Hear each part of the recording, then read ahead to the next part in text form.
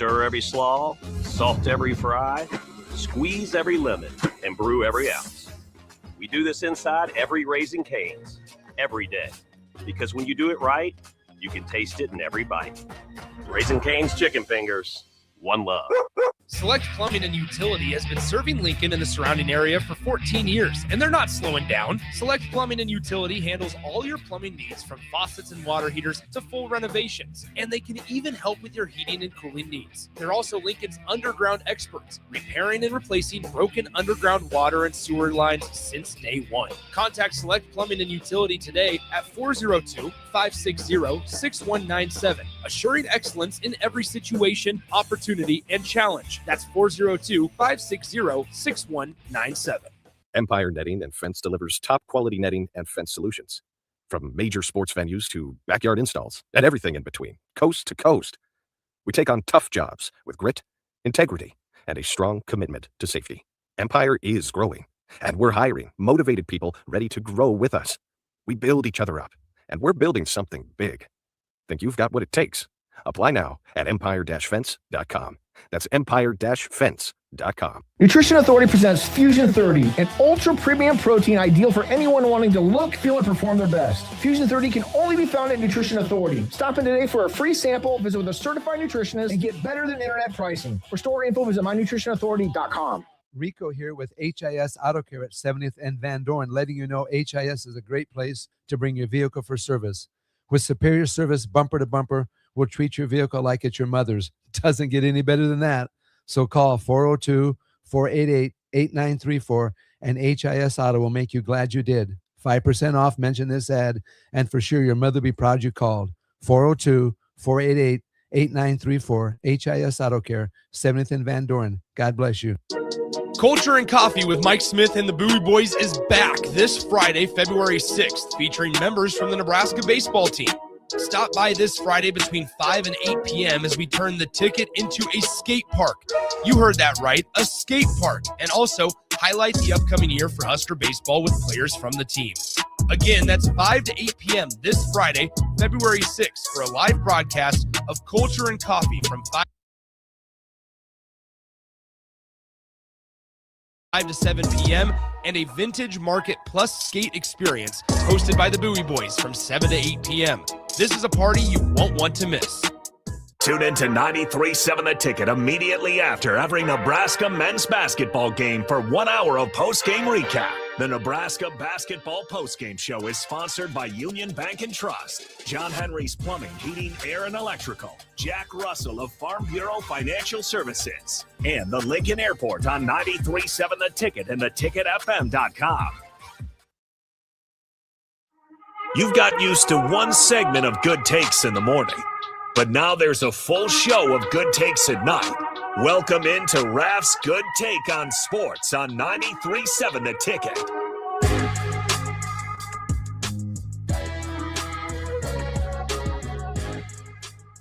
Must be Monday. Raff's Good Take on Sports, Nick Wyman alongside Chris Raff here. Chris, how we doing? Not too bad.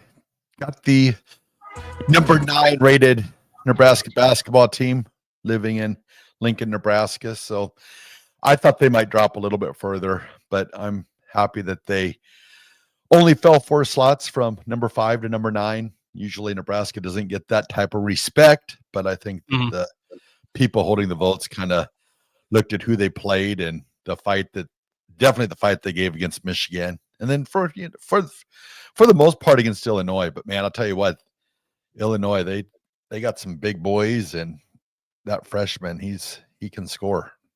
Yeah, I mean, he's Keaton Wagler is the guy you were talking. 46 against Purdue, 20-some against Washington, then 20-some yesterday. I mean, he's kind of had the I want to compare it to Kemba Walker at UConn, but he's had like such a takeoff, because a couple weeks ago nobody was really talking about this guy. Boswell, their number one guy, pretty much was hurt, and it's like, season might unravel. This guy has stepped it up. One of the best freshmen in college basketball, maybe in the Big Ten, I would say. I know Frager, obviously, without the injury, maybe it's him, but this guy is on a whole nother level right now for a team who, if the bracket came out today, I would have a tough time not picking them in the finals. They look legit. And you kind of tip your cap to what they did against Nebraska. Hard environment to come in.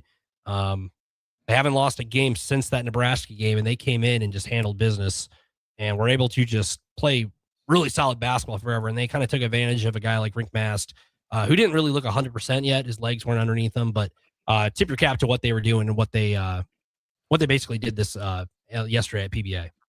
Yeah, no, I agree with you. I am curious though with Nebraska, like the last couple of games, they've just went so cold from 3-point line in the second half. And I don't know if that's fatigue setting in. I was kind of looking at the rotation. Garcia didn't play. Leal, he didn't get any minutes. It's like I don't know if it's if they're just wearing themselves out or they're just going into a cold spurt there in the second half from the 3-point line, because man, the first half they've just been on fire the last 2 games. Yeah, you're right. I mean, they came out making a lot of threes there toward the break, and it felt like going to half and they were up 6, and I was like, all right, they made these shots. Price is starting to get hot. I felt pretty good about where the corner scores are sitting at that point. However, then down the stretch, team was just completely Frager and Price got their points, but nobody else was able to do anything. And credit to Illinois for being able to stepping that up and taking advantage of every opportunity they had. Were able to silence Pinnacle Bank Arena and being able to, when momentum wasn't on their side, they were able to make a tough shot on the other end and keep it in their, keep the momentum in their possession. But yeah, you're right. 2 losses. I think we all knew a loss was coming at some point. It's very tough to go undefeated in college basketball. And you kind of just put that behind you, and you still got another month of games left. There's still a lot of opportunity left, especially if you look not this week, but next week from Tuesday, Purdue comes to town, which is always, Nebraska's kind of had their number in past years, but we want to wipe the slate clean and just move on after 2 losses. Yeah, it's kind of disappointing too a little bit, like they were trying so hard, going with the kind of the load management with Rink to keep him healthy, and then he had to be dealt, the flu or the dehydration or whatever, bug he's been dealing with, and now it just feels like it's kind of like a restart now to where he's gonna. I'm glad that there's no midweek game this week, so hopefully. Come Saturday against Rutgers. It is Saturday, right? Saturday. Yep. Yeah. Saturday to I believe it's 11 o'clock tip again, just like the Minnesota win. So it is an early tip off again on a Saturday and in Piscataway. So it'll give him time to rehydrate, get his legs back underneath him, because I still think that Rink is one of the more dangerous players, not just on our team, but in the Big Ten. It's just he's just like you said, he just going up against the flu or whatever he was battling there. And once he gets back, that's going to help Nebraska so much, because you could just tell on his face on Sunday that he was there, but you could just tell it wasn't the Rink Mast that Nebraska fans have became accustomed to. So I still think he's going to be just a key player for Nebraska down the stretch. Yeah, and you mentioned Nebraska's bench. They only used 2 guys off the bench. Braden Frager with his 20 and 31 minutes, his first game back, got a nice little cheer from the crowd. And then Cale Jacobson with his 19 minutes, 4 points. So they didn't really use much of it. We talked about Nebraska's depth value. This is a game where they didn't really show much of it at all. They just kind of wrote it out with the starters. And you mentioned it, Rink Mast played 26 minutes, usually playing 30 plus, but 20 minutes coming off he made a trip to the ER is what it sounds like from that flu, and then having to play against not only one of the top teams in the country, but one of the hottest teams in the country in Illinois, and they have some size. And Nebraska felt that in the rebounding numbers and the getting rejected at the rim. And that's tough to do, and Rink had to step in that role. He was cold for out, finally made some shots toward the end, but at that point it didn't really matter. But if he starts to get going, I think Nebraska, I think they're fine. But issue I see on Sundays, you have 2 guys in Price and Frager kind of getting their points. Hoiberg had 13 as well, but outside of that, they kind of became a 2-way team with 2 guys. And with that, against teams like that, it's tough to beat when you're only scoring, your highest scorer scoring 20 off the bench and everybody else is in the teens and some starters in single digits. So credit Illinois to what they did. They had a game plan that came in. They robbed the bank, I think is the saying they're going with now, which is, I find that clever. I like Brad. So Brad Under, when he was at Stephen F. Austin, I really liked him there because they had like Thomas Walkup when March Madness one year. He was their guard and they pulled an upset. So I've always been a Brad Underwood kind of guy. And it's just a fun little, he's always kind of been that kind of chill, always competitive team every year he's been there since he's been with the Fighting Illini. Yeah, that they robbed the bank. But we got the victory in champagne, so we drank the champagne while they robbed the bank. I like that. There might be a third matchup maybe if the Big Ten tournament brings it out. I think that'd be a lot of fun. Neutral site then, because you got both teams won the games in their opposition, and then you maybe get a neutral site game, maybe Big Ten tournament semifinals, maybe finals. I don't know. Depends how it shakes out. It'd be pretty fun. Yeah, definitely. I with a healthy rink there. I like our chances. And then also too, I think I'm going to be very disappointed if Sam Hoiberg is not at least second team All Big Ten. I mean, what he's doing this year. I mean, I think the coaches, they'll give the recognition. I think he's definitely a second team All Big Ten player. Going, what do you have? 13 points, 6 rebounds, 6 assists, I believe, on Sunday. Another no turnovers for the game again. What he's doing this year, it's remarkable. And we talked about a couple weeks back. It's like, I remember how everybody used to talk about, man, if he was 6'4", 6'5", how dangerous he would be. And no one even talks about, that he's only 5'11" anymore. It's just what he's doing out there, the production that he gives Nebraska when he's on the court, and just the diving, and I mean, just the scrappiness. He's made he's got the Hoiberg name, of course, but what the name he's made for himself and, in Nebraska, I mean, he could basically do whatever he wants, probably the rest of his life in Nebraska, because everybody's going to recognize Sam Hoiberg as just that gritty, gutty player. And he's just so much fun to watch. And how the drives to the basket, that was kind of the not new, but he was determined. I mean, he was going to the hoop a ton there in the second half. Yeah, you touched on his stats. You had it correct too. He had 13 points, 6 rebounds, 6 assists, 5 and 9 from the floor. He kind of just does everything well, not turn the ball over, holds onto the ball, plays 36 minutes. So he only sat for 4 minutes. So, and guys like that, some guys, won't dive on the floor for a ball if they've been out there for a long time and have tired legs. Even in those moments where he's out there for 10 plus minutes in a row, he's diving on the floor. He's fighting for loose balls. You name it. He's doing everything well. And I think like you said, I think anything he does in this state for the rest of his life, he'll be able to do whatever. He's calling the women's games on his days off, calling the women's games on the Husker, the university radio. So he's jack of all trades. So if he ever wanted to go in, so I think he has a future in sticking around the game of basketball. Whether it's being an assistant coach or coaching or whatever, following his dad's footsteps, or being a part of the sports media realm. I think he has a pretty good future if playing isn't a part of that either. Yeah, I think he's got a really decent chance probably going overseas and making a little bit of money also once the college career is complete, because just his type of play, it's so infectious to watch. So I wouldn't be surprised one bit if he goes overseas for a little while also, because he definitely, the way he's been playing, he definitely deserves a shot.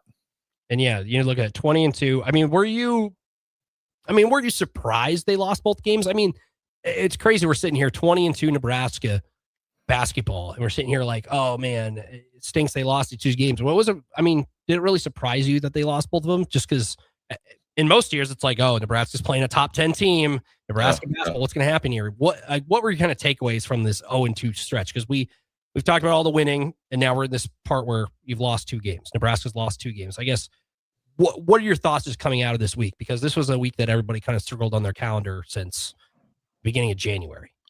Well, with the cards that Nebraska was dealt, the Michigan game, I think, surprised me, because you had no Frager, you had no Mast.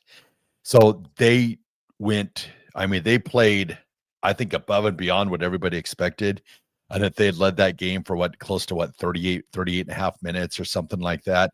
And that they almost won that game. I think everybody came out of that game just very, I know I did. I came out going, dang, this team, they fight. And they didn't, had 2 of their key pieces missing.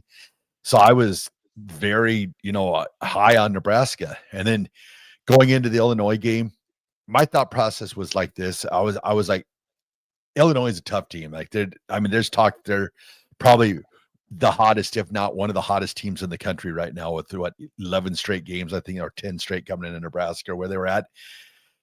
So I was like, Nebraska's playing at home, so they should have a chance.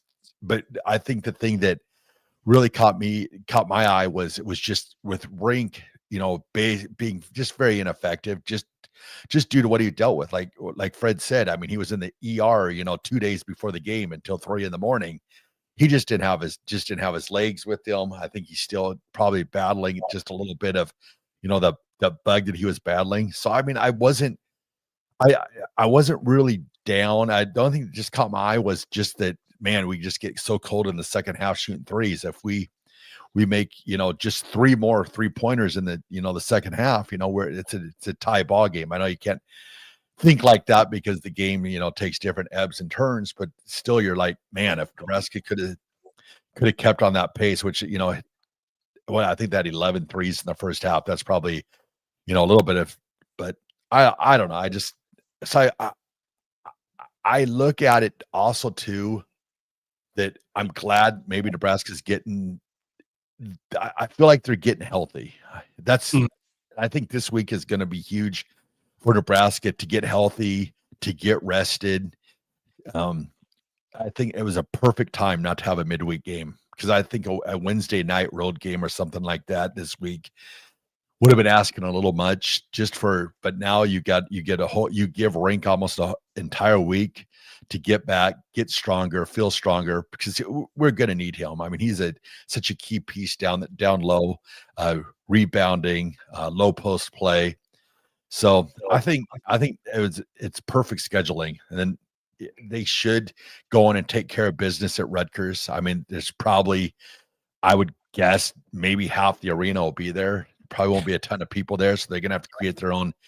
It'll be noon, I guess, in Rutgers. So yeah, so they'll have to maybe create some of their own energy, but get well victory there, and then then you're loaded and ready to go for Purdue.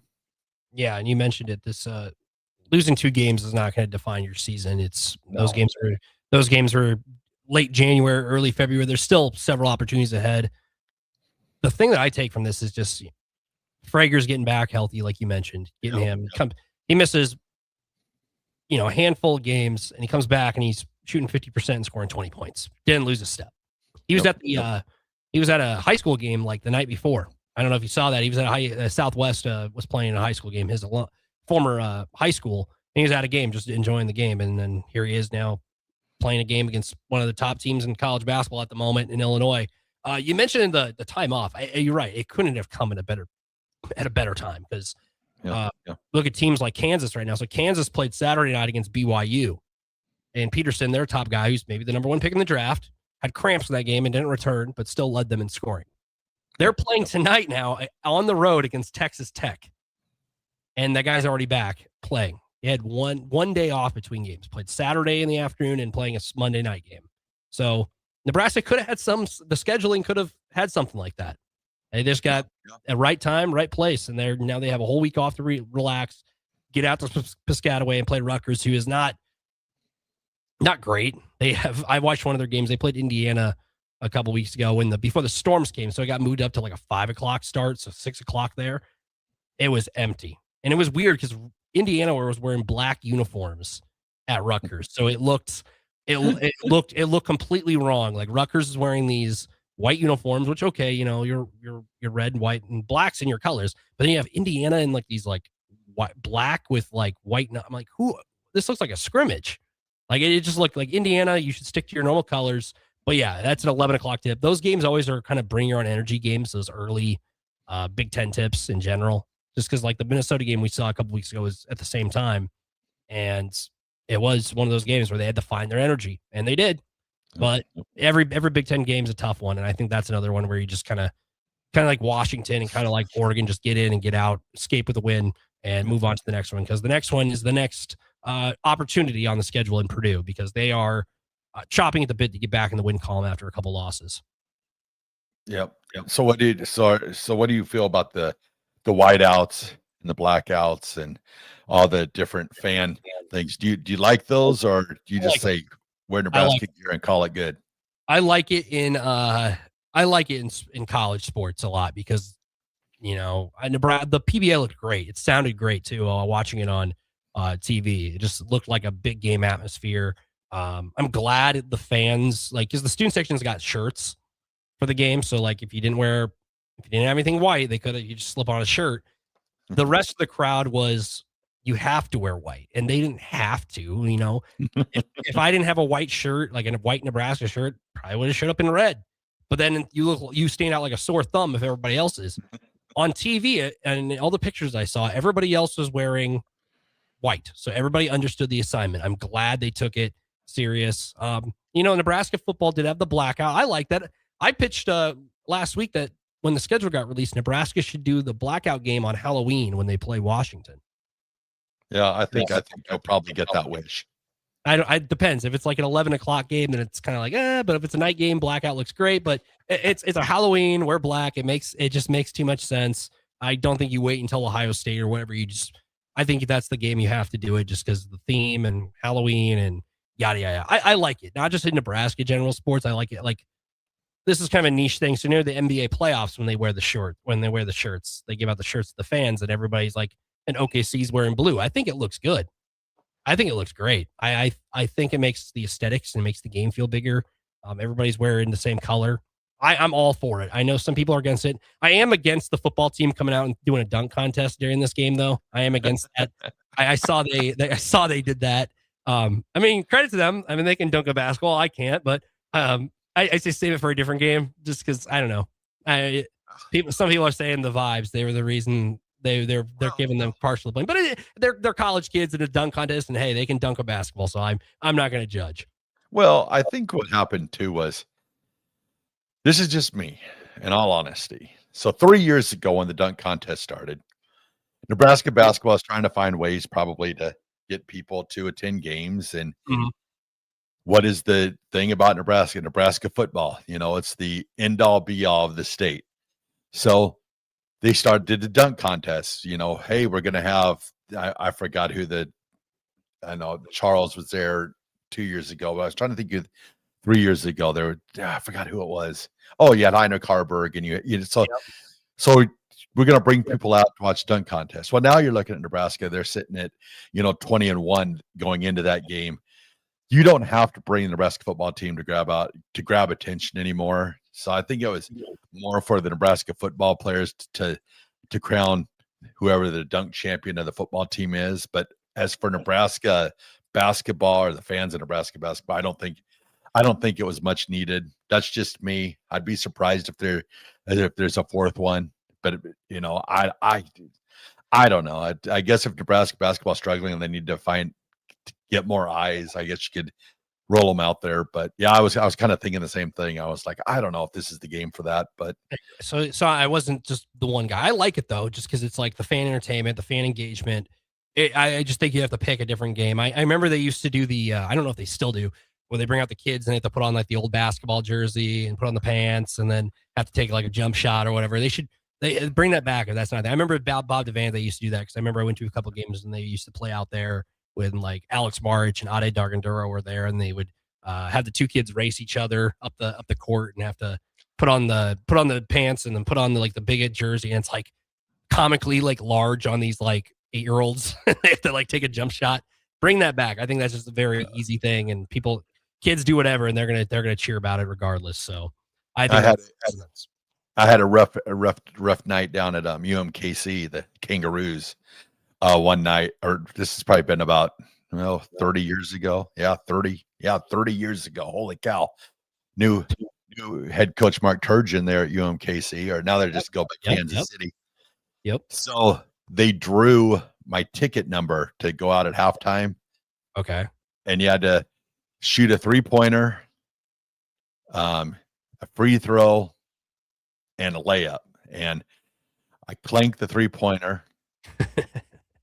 I clanked the free throw. I clanked the free throw. Then on the layup, I was like, well, if I'm going down, I'm going down in a blaze of glory. And instead of layup, I went for the dunk, and I clanked the dunk too. Did you get blocked by the rim, or what would you like, or did you just miss the dunk? I just missed the dunk. I put it off the back iron or whatever. I mean, I was up far enough, but yeah.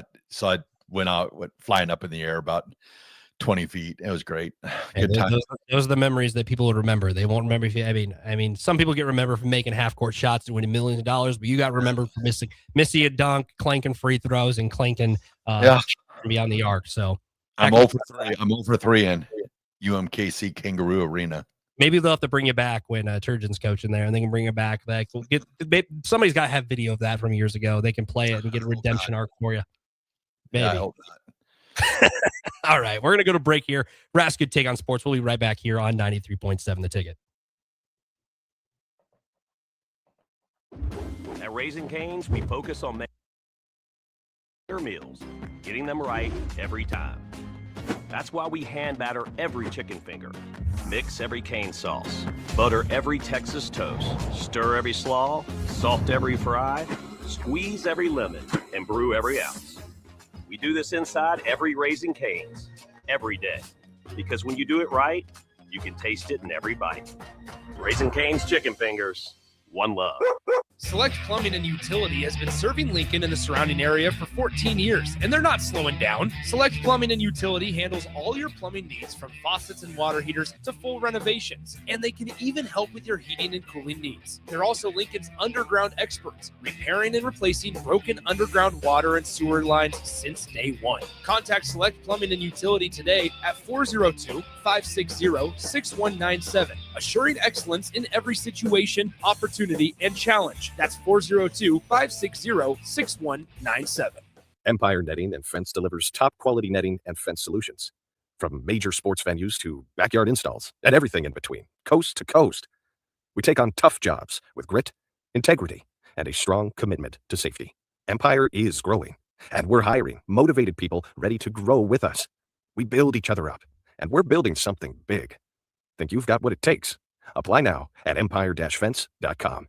That's empire-fence.com. Nutrition Authority presents Fusion 30, an ultra premium protein ideal for anyone wanting to look, feel, and perform their best. Fusion 30 can only be found at Nutrition Authority. Stop in today for a free sample, visit with a certified nutritionist, and get better than internet pricing. For store info, visit mynutritionauthority.com. Rico here with HIS Auto Care at 70th and Van Dorn, letting you know HIS is a great place to bring your vehicle for service.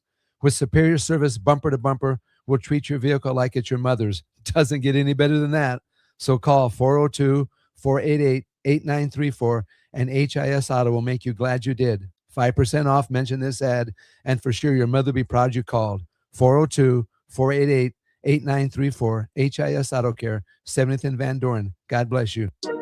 Culture and Coffee with Mike Smith and the Bowie Boys is back this Friday, February 6th, featuring members from the Nebraska baseball team. Stop by this Friday between 5 and 8 p.m. as we turn the ticket into a skate park. You heard that right, a skate park. And also highlight the upcoming year for Husker baseball with players from the team. Again, that's 5 to 8 p.m. this Friday, February 6th, for a live broadcast of Culture and Coffee from 5 to 7 p.m. and a Vintage Market Plus skate experience hosted by the Bowie Boys from 7 to 8 p.m. This is a party you won't want to miss. Tune in to 93.7 The Ticket immediately after every Nebraska men's basketball game for 1 hour of post-game recap. The Nebraska Basketball Postgame Show is sponsored by Union Bank and Trust, John Henry's Plumbing, Heating, Air, and Electrical, Jack Russell of Farm Bureau Financial Services, and the Lincoln Airport on 93.7 The Ticket and theticketfm.com. Shopping for new flooring is different today. Getting your questions answered, making the right selection, getting the best value, and installed quickly and professionally. Visit ostreetcarpet.com or shop our store. We'll answer all your questions and help you make the right choice. You'll be enjoying your new floor in just days for less than you'd pay elsewhere. Carpet, vinyl, wood, laminate, tile, and area rugs. We've got it all. O Street Carpet. 1732 O Street. Family owned and operated. Always the best value. In every office, there's two types of people. There are those who bring in bagels and those who eat the bagels that someone else brought in. Everybody likes the first person. Be that first person. Weekday mornings at 7:30, you have a chance to win a business box of bagels from Bagels & Joe. All you have to do is shut up, Sipple. 2 questions for you, 2 for Sip. Win, and the bagels are yours. Lose, well, you don't want to lose. You lost Monday, you lost Wednesday, you're a loser. Shut up, Sipple. Weekday mornings at 7:30, brought to you by Bagels & Joe. With UBT, you've got total control over your money. Like Doug, who runs his game day tailgate like a well-oiled machine. I got burgers, brats, chicken, dogs, plus all the fixins. And with the UBT Go app, I can track my food spending from anywhere. Pro move. They don't call me Grill Sergeant for nothing. No matter your goals, UBT helps you feel good about reaching them. Union Bank and Trust. Member FDIC. Big box stores are tempting for buying equipment for your high schooler in sports or for yourself in your sports leisures. But buying new is awfully expensive. Why not go somewhere with new and used options? Play It Again Sports has quality, slightly to gently used equipment, and 50% of their inventory is actually new equipment. And it's more than baseball, softball, and golf. They also have equipment for disc golf, fitness, hockey, and more. Plus, they're always buying products. Bring your gear you're done with and get trade money on the spot. Play It Again Sports at 48th and Vine. Are you looking for an exciting new way to put your skills to work? Explore new career options in the fintech industry at Currency, a Sandhills global company. We offer full-time positions in financial sales, compliance, operations, and other fields. We also offer a 4.5-day work week, an attractive benefits package, and opportunities for advancement. Put your motivation to work and grow with us at Currency. Visit gocurrency.com/careers to learn more. Back Nine Golf in South Lincoln is the premier indoor golf experience in the state. The weather in the winter months is cold, windy, and as unpredictable as a tee shot on the 450-yard par 4. With top-of-the-line full-swing simulators and a PGA teaching professional, Back Nine Golf is there to help you improve your game and lower your score. Back Nine Golf is open to the public with 24/7 access for members. Learn about Back Nine's variety of memberships today and see the facility for yourself at 7501 South 15th Street in Lincoln, just south of 14th and Pine Lake Road. Back Nine Golf, your premier indoor golf and events destination. Back to Raff's Good Take on Sports on 93.7 The Ticket. With all the good takes you need, here is your host, Chris Raff.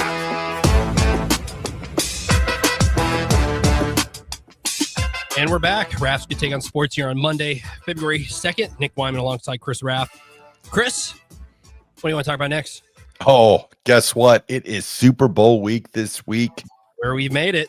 We got the Patriots and Seahawks. So with that, tonight I am beginning my countdown of greatest Super Bowl performances by an individual from Super Bowls 1 through, man, we're already up to 60 Super Bowls. So before you get further, Harrison told me I was ripping you off because on Thursday, me and Harrison ranked the past 10 Super Bowls. So allegedly, I ripped you off, allegedly.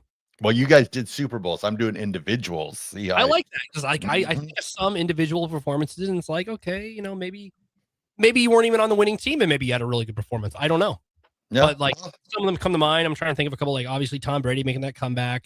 Nick Foles, I think, is one, but you're doing all of them. We did just the past 10. We ranked the past 10 Super Bowls where some of them were duds and some of them were really good, but you were going all time, which is crazy. You're right. This is 60. I feel like Super Bowl 50 was just yesterday. Now here we are. So I feel the same way. So we're doing the first 10, aren't we? We're doing 10 through 6. Yep, 10 through 6 tonight, and we'll do 5 through 1 tomorrow, or we'll do the first 5 tonight. Yeah, it's crazy. I was thinking about this tonight. The first Super Bowl that I can recall vividly would have been Super Bowl 16, the 49ers and the Bengals. That was kind of the first Super Bowl for me that I remember watching. And so yeah, that was 44. Oh my goodness. 44 years ago. Holy cow. You got me beat there pretty easily. Holy cow. My first one, I can remember, I was probably like in kindergarten or first grade. I think maybe it was kindergarten. I think it was the Eagles and the Patriots. I sort of remember the first one when, not the Nick Foles one. I'm not that young, people, but it was the first one when like Donovan McNabb, and Tom Brady, obviously, and the Terrell Owens was on the Eagles. I think that's like the first one I kind of remember seeing.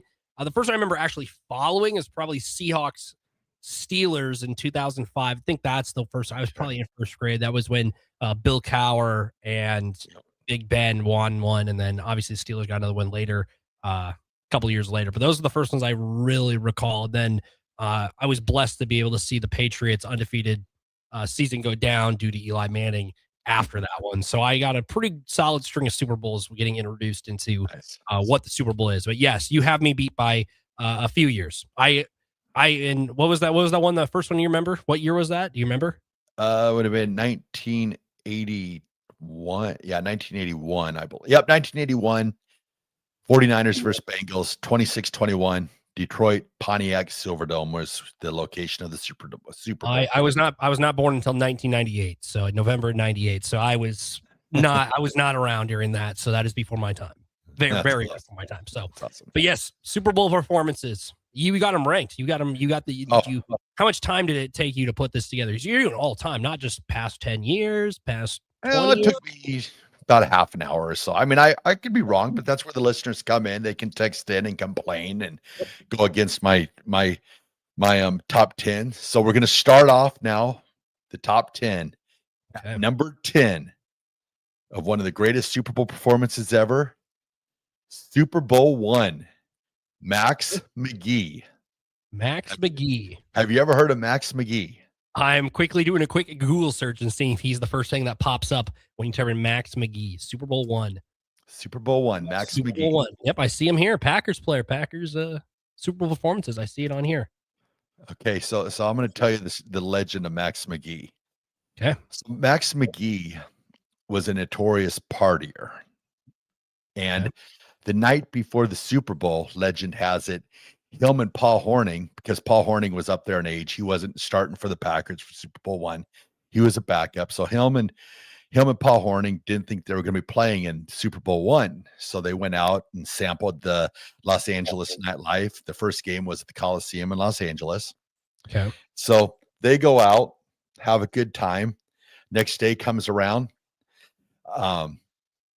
Max McGee goes up to Boyd Dowler, the starting receiver for the Packers, and says, "Hey, I'm not feeling that well today, so try to, take care of business." The second possession of the game, Boyd Dowler separates his shoulder. So Max McGee comes in after partaking in a long night of Los Angeles. If you've ever experienced, I see it here. It says he broke team curfew and spent the night before the Super Bowl out in the town with his teammates and one of his friends. Catches. I don't think that would fly nowadays. I don't think it flew back then, to be honest with you. Vince Lombardi was a heck of a coach. So the first Super Bowl, so he goes out, so he separates his shoulder. So they call it Max McGee. Max McGee didn't even bring his helmet out to the field with him. He had to borrow a teammate's helmet. Mm-hmm. Goes into the game and catches the very first touchdown pass in Super Bowl, or very first touchdown, not pass, first touchdown in Super Bowl history, a 37-yard pass from Bart Starr. He makes a one-handed grab, brings it in, and scores a touchdown. So he ends up scoring another touchdown in that game. He has 7 catches for 138 yards and 2 touchdown catches in the very first Super Bowl. And for me, that is an all-time great performance. I don't think it gets talked about enough, being that it has been 60 years ago. But what he did, I mean, just amazing. And then I found this out today, which I did not know. And this is going to predate you. So you might remember it, you might not. Okay. There was a restaurant called Chi-Chi's in Lincoln, Nebraska. It used to be on the east side of Gateway. So it's where Showbiz is at. It's not Showbiz. Billy Bob, or no, what's that? What was that gaming place called? Showbiz Pizza. It was they renamed it. Listeners, help me out here. 402-464-5685. I know the chat helped you out with the skyscraper guy the other day about that and everything. What is I have no idea. They had the animals that played the guitars and stuff. It used to be called Billy Bob's Pizza, but then they renamed it. You would know it. They have animals that play Chuck E. Cheese? Chuck E. Cheese. Thank you. It used to be called Billy Bob's back before Chuck E. Cheese. I'm like, animals that play. I'm like, that's the only place I can think of. But yes, I know exactly where you're talking about now. So right in that area, there used to be a Chi-Chi's, and Max McGee was a co-founder of Chi-Chi's. So I believe that there was probably a good possibility that Max McGee was probably around Lincoln, Nebraska at some point in the 80s when they opened up that Chi-Chi's. It might even opened up in the 70s too, but Chi-Chi's was quite the place. Any listeners out there, did you ever go to Chi-Chi's? I believe it was 66th and about 66th and just north of O Street is where Chi-Chi's used to be at. So just found that out tonight that Max McGee was co-founder of Chi-Chi's and Super Bowl hero. That's So wild. that was my number 10. That was Max McGee. So I think anybody out there has to agree with me. What he did, the performance that he had in that first Super Bowl, 7 catches, 138, 2 touchdowns, and doing it with a splintering hangover, props to that guy. That was a heck of a game. Didn't even have his helmet. Didn't even have his helmet. Yeah, had to borrow his teammate's helmet. Okay, Great. now for my what time we said? Oh, we might have to go to break soon. We might not get through all we can get through all of them. We can do a couple. We can do 2 more. We'll do two more last. 2 more. Okay. So our next guy, our number 9 all-time best Super Bowl performance, Timmy Smith. Have you ever heard of Timmy Smith? That's another one I've never heard of. I probably can Google him real quick and I can probably remember him. Timmy Smith. Timmy Smith. Timmy Smith. Super Bowl 22. Yes, I've heard of him before. Okay, so Timmy Smith played for the Washington Redskins. That's when they were the Redskins, so I can call them in the late 80s. Yep. Set the all-time Super Bowl rushing record, 204 yards against the Denver Broncos. Yep. So being that he set the all-time record, 204 yards, led the Redskins in rushing that day, 42-10 over the Broncos. Boo. However, what's crazy about Timmy Smith is you might have already seen it. How many yards rushing do you think Timmy Smith had in his NFL career? I have not seen it. I'm going to assume he had less than 204, and it's probably this was like, oh my gosh, this guy came out of nowhere. Is that what happened?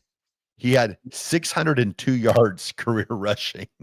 So he had basically a third of what he had in just one single game, and it was the biggest game of his life. Yep, and it still remains the all-time single game rushing record at 204 yards in the Super Bowl. So Timmy Smith, I thought about going with Ricky Sanders. He had a big game too against the Broncos that game, or even Doug Williams, huge game for him that game. But I went with Timmy Smith just for the fact that, I mean, that is like that one guy that's like, well, I had 204 yards rushing in the Super Bowl, and like, well, what else? That's it. But he got his Super Bowl ring, 204 yards rushing. So we'll do one more and then we'll go to break, and we can cut into a little bit at the top of the hour. We can go to about 10:04 if that sounds. Because I'm just here for another 2 hours. Just rock with me for the next 2 hours. So we'll be able to we'll make it worse. We'll do one more. We'll go to break. We'll do the other ones, and then we'll give you a good take of the day, and then we'll go from there. So that's our housekeeping. So acknowledge me. One more. Who's the next one? Who is number 8 on this countdown? Number 8 on the countdown. I believe that this is the year he will be a Hall of Fame inductee from Mississippi. Well, he was actually from Louisiana first, but he went to Mississippi. Eli Manning. Which one? He had 2 pretty good Super Bowl performances. I'm going with Super Bowl. I got to look at my numbers. 42. Yeah, 42. The game where David Tyree made the catch off the helmet. I think he had some bubble gum stuck up there from pregame or stuck onto his helmet. But I gave Eli the number 8 performance. He had 2 touchdown passes, 255 yards passing in that game. But just going up what some people called, the greatest team. At that point, they were calling it the greatest team in NFL history. We had a chance to cap off a perfect season.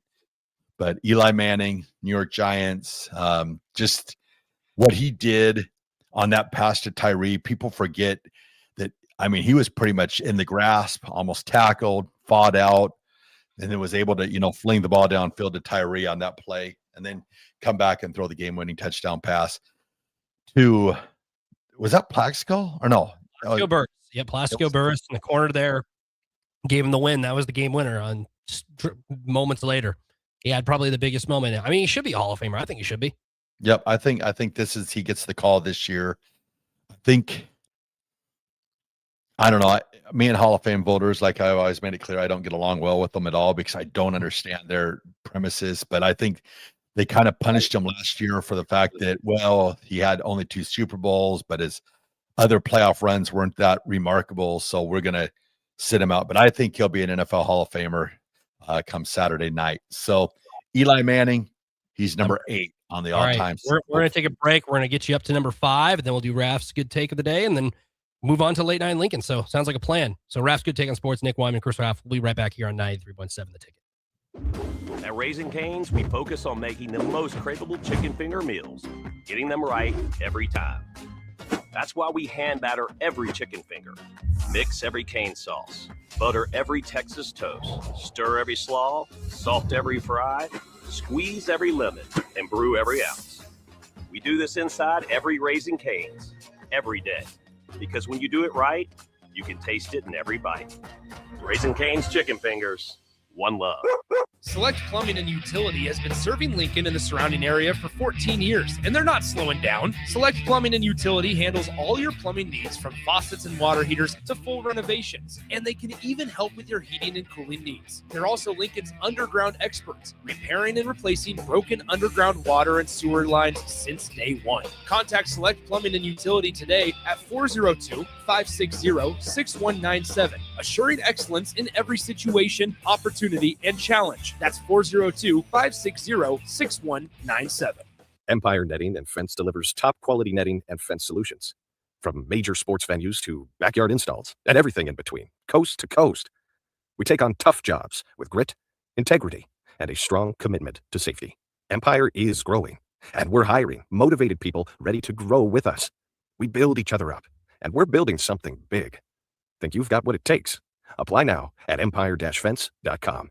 That's empire-fence.com. Nutrition Authority presents Fusion 30, an ultra premium protein ideal for anyone wanting to look, feel, and perform their best. Fusion 30 can only be found at Nutrition Authority. Stop in today for a free sample, visit with a certified nutritionist, and get better than internet pricing. For store info, visit mynutritionauthority.com. Rico here with HIS Auto Care at 70th and Van Dorn, letting you know HIS is a great place to bring your vehicle for service. With superior service bumper to bumper, we'll treat your vehicle like it's your mother's. It doesn't get any better than that. So call 402-488-8934 and HIS Auto will make you glad you did. 5% off, mention this ad, and for sure your mother will be proud you called. 402-488-8934, HIS Auto Care, 70th and Van Dorn. God bless you. Culture and Coffee with Mike Smith and the Bowie Boys is back this Friday, February 6th, featuring members from the Nebraska baseball team. Stop by this Friday between 5 and 8 p.m. as we turn the ticket into a skate park. You heard that right, a skate park. And also highlight the upcoming year for Husker baseball with players from the team. Again, that's 5 to 8 p.m. this Friday, February 6th, for a live broadcast of Culture and Coffee from 5 to 7 p.m. and a Vintage Market Plus skate experience hosted by the Bowie Boys from 7 to 8 p.m. This is a party you won't want to miss. Tune in to 93.7 The Ticket immediately after every Nebraska men's basketball game for 1 hour of post-game recap. The Nebraska Basketball Postgame Show is sponsored by Union Bank and Trust, John Henry's Plumbing, Heating, Air, and Electrical, Jack Russell of Farm Bureau Financial Services, and the Lincoln Airport on 93.7 The Ticket and theticketfm.com. Shopping for new flooring is different today. Getting your questions answered, making the right selection, getting the best value, and installed quickly and professionally. Visit ostreetcarpet.com or shop our store. We'll answer all your questions and help you make the right choice. You'll be enjoying your new floor in just days for less than you'd pay elsewhere. Carpet, vinyl, wood, laminate, tile, and area rugs. We've got it all. O Street Carpet. 1732 O Street. Family owned and operated. Always the best value. In every office, there's 2 types of people. There are those who bring in bagels and those who eat the bagels that someone else brought in. Everybody likes the first person. Be that first person. Weekday mornings at 7:30, you have a chance to win a business box of bagels from Bagels & Joe. All you have to do is shut up, Sipple. 2 questions for you, 2 for Sip. Win, and the bagels are yours. Lose, well, you don't want to lose. You lost Monday. You lost Wednesday. You're a loser. Shut up, Sipple. Weekday mornings at 7:30, brought to you by Bagels & Joe. With UBT, you've got total control over your money. Like Doug, who runs his game day tailgate like a well-oiled machine.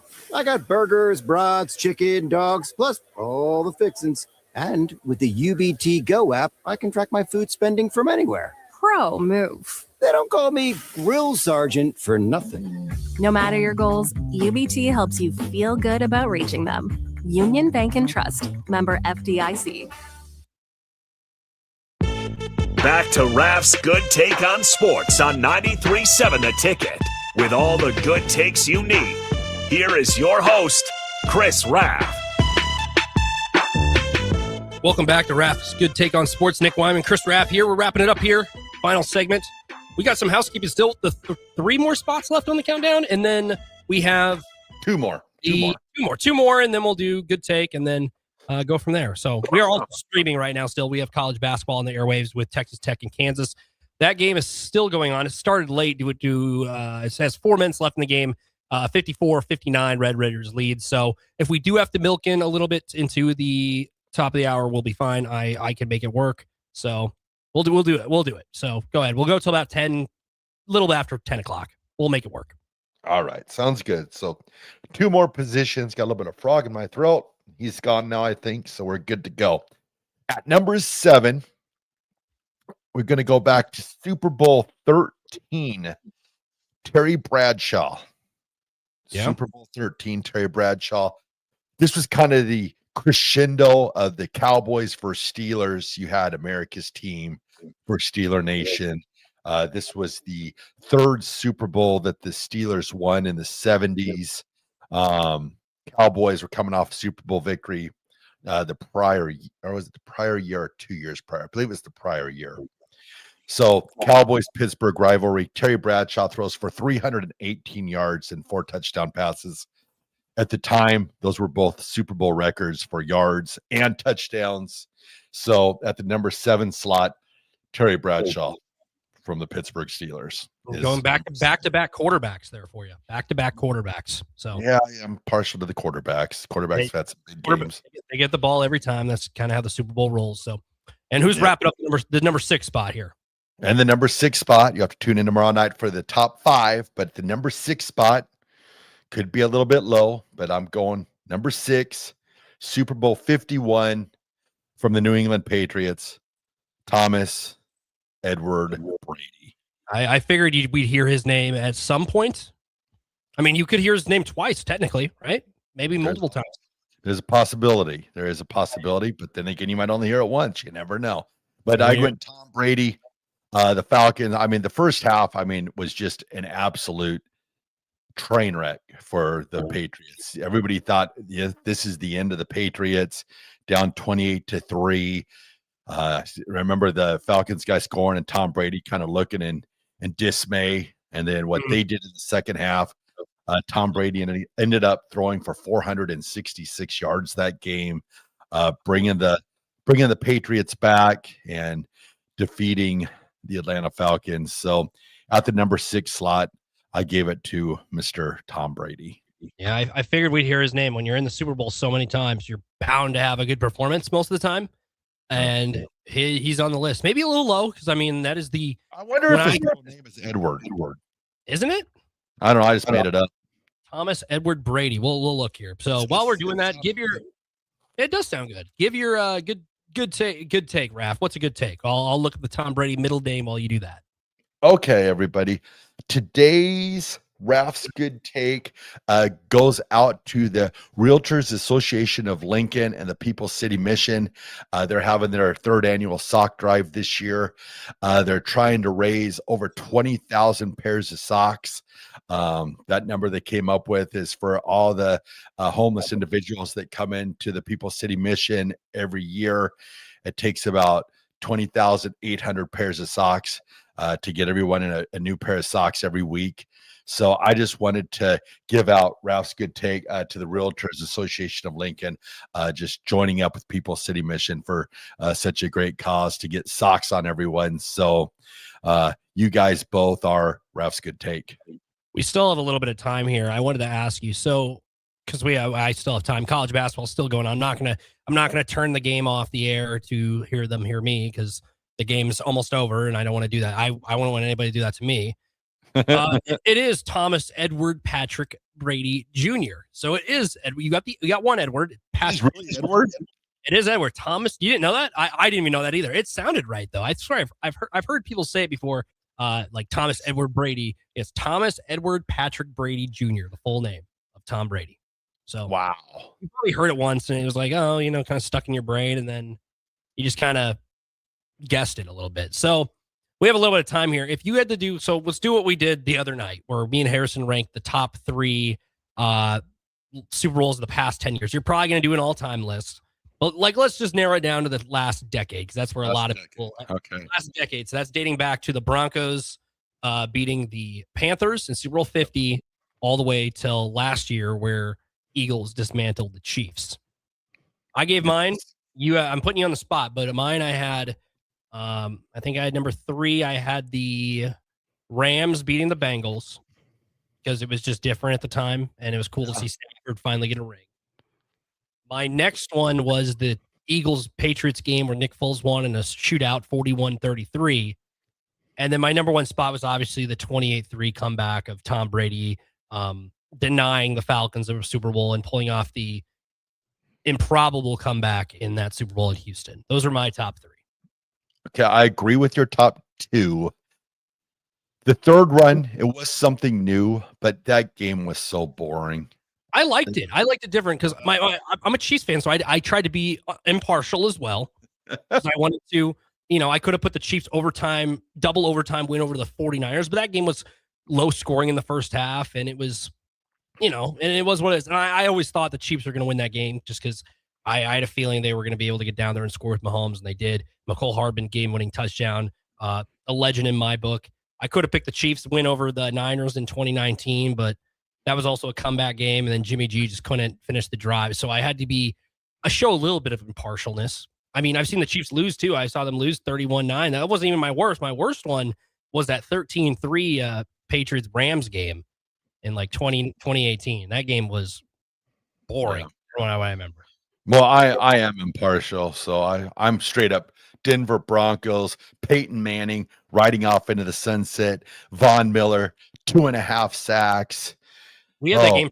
We had that game pretty low just because it was. I mean, we talked about we forgot about Aqib Talib's situation in that game where he got like an unsportsmanlike foul, and then afterwards when he slipped on the set on NFL Network when he was running out.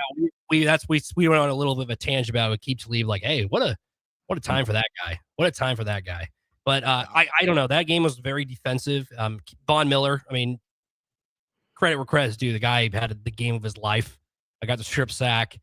Peyton Manning didn't really, at that time, he wasn't really putting up the normal Peyton Manning numbers, but he was still Peyton Manning. And for him to go out on top was cool. I didn't have my worst one. I would say that 13-3 one. Or, I mean, there was last year. Last year's was pretty bad because the Eagles dominated from that. But if you're a Bronco fan, it was quite enjoyable.